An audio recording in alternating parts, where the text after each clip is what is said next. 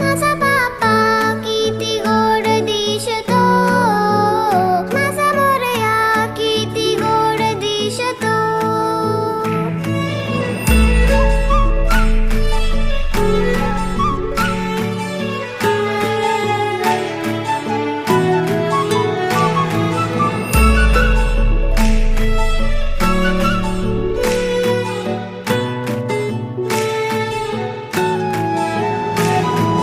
सुंदर निरागस रूप आहे तुझे, भक्तीत तल्लीन झाले मन माझे.